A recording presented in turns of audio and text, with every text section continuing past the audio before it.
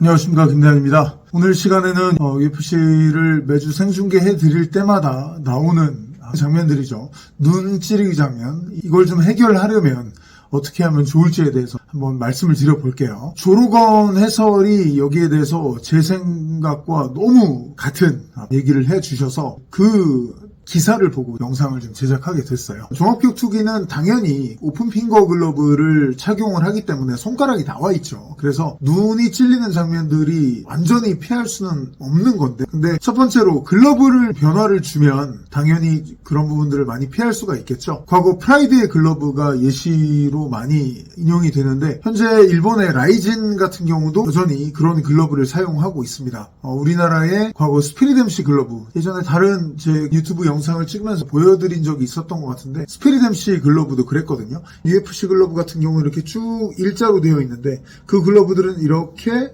구부러지게 되어 있어요. 그래서 손이 이렇게 된 상태가 어느 정도 되는 거죠. 그러다 보니까 지금의 글러브는 손만 펴면, 손가락을 펴면 상대방을 찌를 수가 있는데, 그 글러브는 손이 이렇게 된 상태이기 때문에 상대를 찌르려면 이게 이렇게 올라가야 되거든요. 확실히 눈 찌르기를 줄이는 데에는 도움이 된다고 할 수 있겠고, 단점이라고 한다면 손의 움직임이 이렇게 되어 있기 때문에 제한을 많이 받거든요. 그래서 그래플러들에게는 불리하게 작용할 수밖에 없습니다. 종합격투기의 기본적인 룰을 보면 그래플러들에게 굉장히 불리하게 되어 있어요. 타격가들에게 유리하게 되어 있거든요. 글러브를 끼웠다는 것 자체가 제가 봤을 때는 타격가한테 훨씬 유리한 룰입니다. 그 안에 밴디지까지 하잖아요. 손을 덜 다치면서 상대를 때릴 수 있도록 타격가들을 배려한 부분인 거고, 만약에 글러브를 벗게 되면 손의 보호는 그만큼 사라지는데 그래플러들은 초크 같은 것을 걸기가 훨씬 더 쉬워져요. 테이크다운도 글러브를 끼고 했을 때보다 편하게 할 수 있고요. 그리고 또 1라운드에 마운트를 한 선수가 타서 때리다가 끝나면은 2라운드 시작해도 마운트에서 시작해야 맞는 거예요. 근데 스탠딩으로 다시 시작하잖아요. 이것도 타격가들한테 분명히 유리한 룰인 거거든요. 비즈니스 관점으로, 흥행의 관점으로 이게 더 좋기 때문에 그런 식으로 만들어진 거지만요. 여기에 더해서 글러브까지 이런 식으로 굴곡을 줘서 눈찌르기를 줄이기 위해서 만든다고 해도 그래플러들이 또 불리한 점을 갖고 갈 수밖에 없는 거기 때문에 이런 점들을 생각해 볼 수밖에 없는 거고요.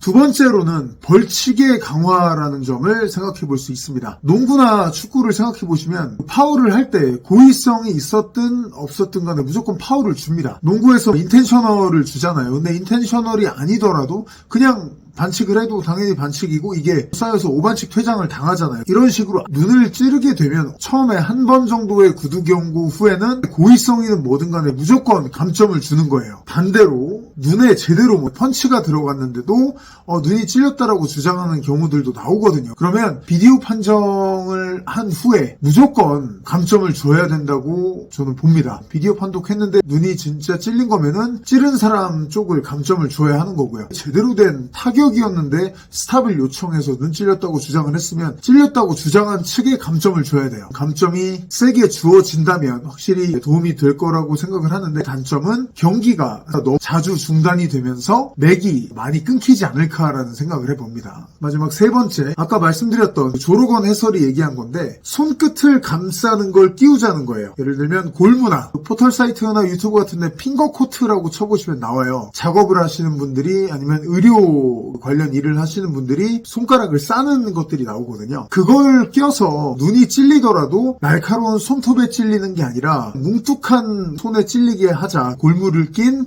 그러면 훨씬 데미지가 덜 하다라는 게 조로건 해설의 주장인데, 제가 그 기사를 보고 너무 반가웠어요. 저는 이걸 오래전부터 제 체육관에서 해오고 있는 게, 저희 체육관에서 목장갑을 제공을 해요. 보통 목장갑을 끼고 복싱글러브 끼시고 하는 게 땀 냄새를 덜 나게 하기 위해서 이렇게 많이 생각을 하시는데, 저는 그것도 그거지만 저희 체육관에서는 제가 저희 회원님들한테 만약에 종합격투기를 제대로 해보고 싶으시면 핑거글러브로 샌드백도 쳐보시고 핑거글러브로 많이 해보시라고 권장을 하거든요. 근데 핑거글러브를 낄 때 무조건 목장갑을 끼고 착용하라고 얘기를 드려요. 저도 체육관에서 선수들과 훈련을 같이 하다가 아니면 회원님들을 스파링으로 받아들이다 보면은 눈이 찔릴 때가 있어요. 관장님들 대부분 다 그러실 거예요. 낮에 안과가 열었을 때 일어나면 이게 아무 일도 아니거든요. 대부분은 각막이 그냥 긁히는 거라 안과 의사 선생님들께서 설명해 주시더라고요. 그냥 여기 긁혀서 상처난 거하고 똑같은 거예요. 근데 이게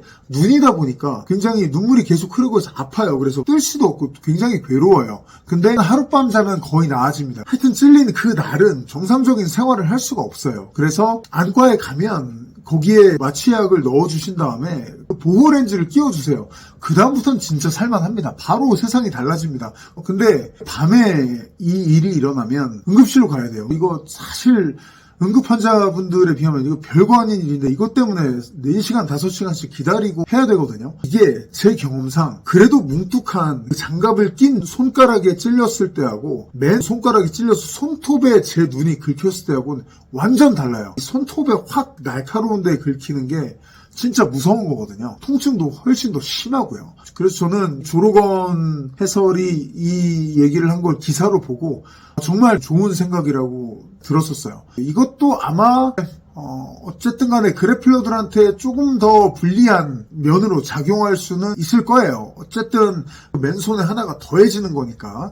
하지만 그런 불편함에 비해서는 확실히 눈을 찔린 쪽에 데미지를 덜 줄 수가 있기 때문에 운동하시는 분들만이라도 손가락에 장갑을 하나 끼신다든지 하고서 운동을 해보시면 좋을 걸로 생각이 됩니다. UFC에서 눈 찌르기 장면이 나올 때마다 저나 성승원 캐스터님이나 보기가 좀 힘들어요. 로블로 같은 경우는 저희가 재미있게 개그를 섞어서 할 수도 있어요. 그렇게 개그를 섞는 이유는 실제로 밑에가 터지고 이러지 않기 때문에 그렇게 심하게 다치는 경우는 거의 없다는 거를 전제로 깔고 저희가 개그를 치는 거예요. 쇠 보호대 같은 걸 딱 끼고 있잖아요. 이 눈 찌르기는 그럴 수가 없는 부분이에요. 이 마이클 비스핑의 예를 생각해 보셔도 얼마나 무섭습니까? 근데 격투기의 흥행을 생각해 본다면 급소 부분에다가 보호대 끼우듯이 모든 사람들을 이 눈에다가 보안경을 끼울 수는 없는 거예요. 움직이기도 할 거고 비주얼 자체가 격투기로서 막 싸운다는 그 간지가 안 나잖아요. 눈 파트에 뭔가 보호대를 낀다는 것은 현실적으로 불가능하고 때리는 쪽에 핑거 쪽에 뭔가를 넣는 거 현실적으로 이 데미지를 줄일 수 있는 방법이지 않을까라고 생각을 해보고 아까 말씀드린 반칙에 대한 처벌이라든지 글러브의 변화 이런 것도 한번 생각해 보시면 좋지 않을까 싶습니다. 오늘 영상은 여기까지 하도록 하겠습니다. 고맙습니다.